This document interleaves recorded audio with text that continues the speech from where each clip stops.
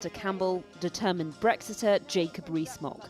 They agree on hating the Prime Minister's Brexit plan, but little else. So can they persuade the British public to back their own alternatives? I think the argument on Brexit is now absolutely reaching boiling point, and the point is that ultimately I think the country is going to have to decide. Do you want to know where we're going?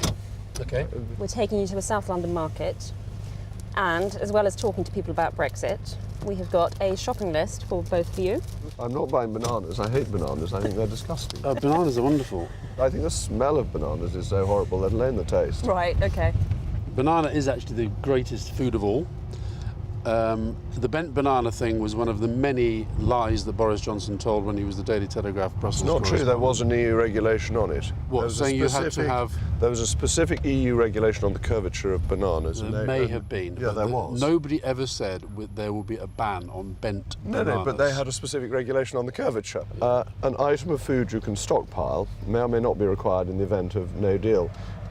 We still had soap flakes that my grandmother had stockpiled in advance of the Second World War when we moved house in 1978. Alastair, what say you? Stockpiling? What would I stockpile? Probably bananas, actually. I think if there's... Bananas? Yeah.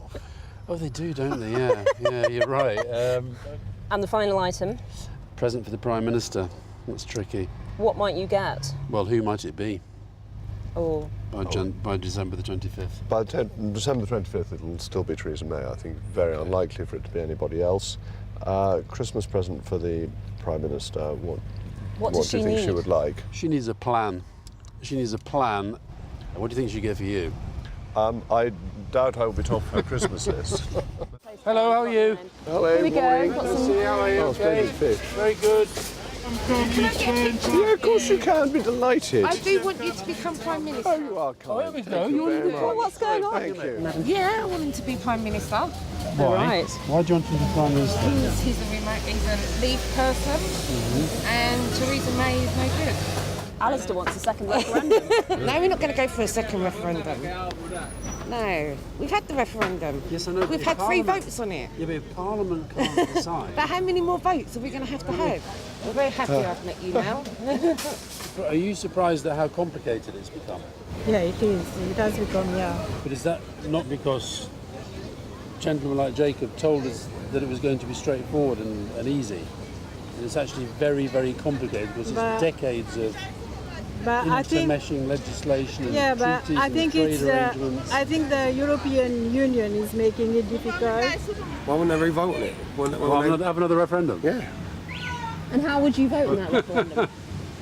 I'd vote to stay. No, it's only going to drive prices up on everything, isn't it? Well, it shouldn't do. No, it should put prices It down. will do. No bananas for you then. I don't like bananas, no. Time for a restorative cuppa, so we headed to a Lewisham institution. Cheers, mate. Thank you. Thank you. The services stuff we're negotiating with our hands tied. Yeah. No? Absolutely, because the backstop is there and therefore they...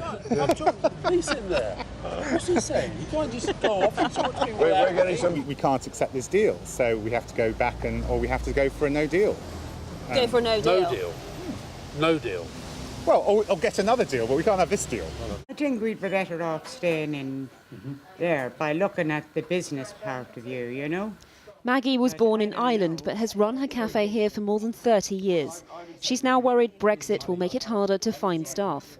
I think it's about democracy, and should we make our own laws? I think we should get more people to work. We can't find work for staff in the catering. And I had an ad there for part-time chef. It's been up there 2 months. 2 years ago, I could have 50 people walk through the door and ask me about a job. But I haven't one person who walked through the door that said, is there any jobs going? The ad is up there. And what sort of people were coming forward before? Before, you get a lot of Romanians. Then we met a consultant gynaecologist on his day off. He wanted to share a personal story. He voted Leave, believing the NHS would get more money. His wife is also a doctor, but German.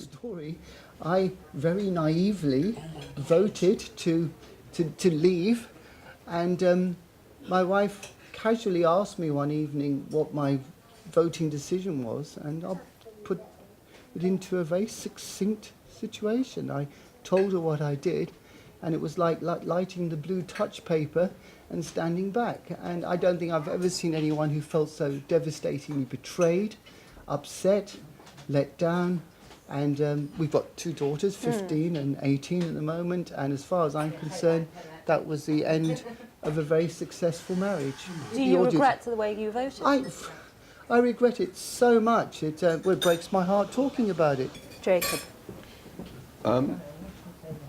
Well, the story you tell is incredibly sad and heart-rending for you. And there's very little I can say on that side of it. I appreciate that. Felt that the government, particularly Theresa May, made a great mistake after the referendum in not making it clear that all EU nationals who were here were not only entitled to stay but were welcome to stay. Yes. But at the end of the day, I think the British public should have another shot at this.